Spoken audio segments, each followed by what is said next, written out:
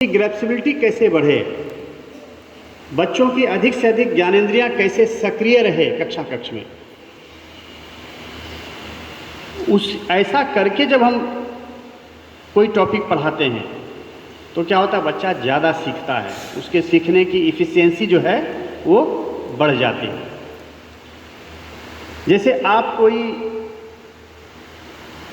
बातें सुनते हैं तो क्या होता है, कुछ देर के बाद उस चीज़ को भूल जाते हैं, लेकिन फिर जब दोबारा सुनते हैं तो पहले जो आपने सुना है वो फिर से स्मरण हो जाता है, और दोबारा सुनने के बाद क्या होता है कि वो पक्का हो जाता है आपके अंदर। तो ये अभी एक शिक्षा शास्त्री हैं ओले टफलर, उन्होंने कहा भी है कि educational needs of new era is learning, unlearning and relearning. पहले बच्चे सीखते हैं, फिर भूलते हैं, फिर सीखते हैं, और जब दोबारा सीखते हैं तो क्या होता है, उनका ज्ञान पक्का हो जाता है। तो हम जब कक्षा कक्ष में जाते हैं तो ऐसे वातावरण का निर्माण करते हैं जिससे बच्चों की ज्ञानेंद्रियां अधिक से अधिक सक्रिय हो। इसके लिए क्या करना पड़ेगा? तो इसके लिए फिर मैं एक बार कोट करूंगा, डॉक्टर अजय जी ने क्या कहा कि हम कभी एजुकेशन कैसा होता है, टीचर सेंटर्ड होता है, स्टूडेंट सेंटर होता है और एक कंटेंट सेंटर्ड होता है। तो सबसे अच्छी टीचिंग कौन सी होती है?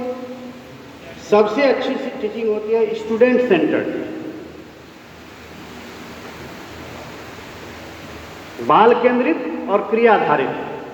ये जो शिक्षा है वो सबसे प्रभावी शिक्षण होता है।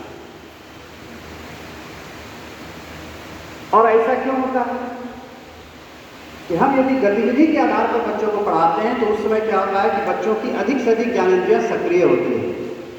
आंख भी सक्रिय होता है, कान भी सक्रिय होता है, त्वचा भी सक्रिय होता है, कुछ छूने के लिए देते हैं, उसको कुछ करने के लिए देते हैं तो त्वचा भी सक्रिय होता है।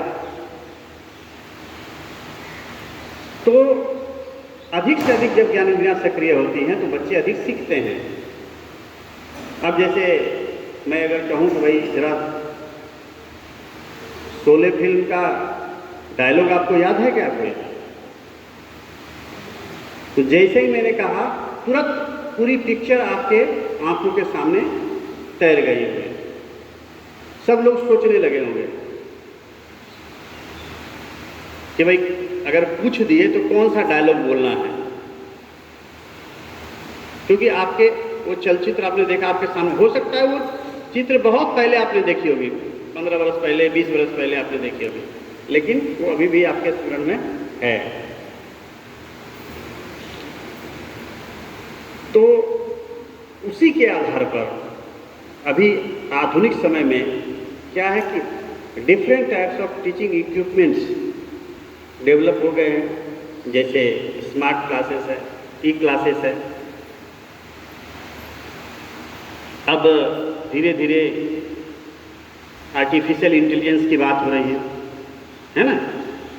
और राष्ट्रीय शिक्षा नीति में तो बाकायदा एक पूरा का पूरा 3-4 पेज का एक चैप्टर ही है आर्टिफिशियल इंटेलिजेंस से रिलेटेड। उसमें स्पष्ट रूप से लिखा गया है कि teacher will be made with the help of made technology enabled with the help of artificial intelligence. यानी जिस प्रकार से कोई मनुष्य भावनाएं प्रकट करता है उसी प्रकार की भावनाएं आर्टिफिशियल इंटेलिजेंस के थ्रू प्रकट होगी। शिक्षकों का प्रशिक्षण उसके माध्यम से होगा।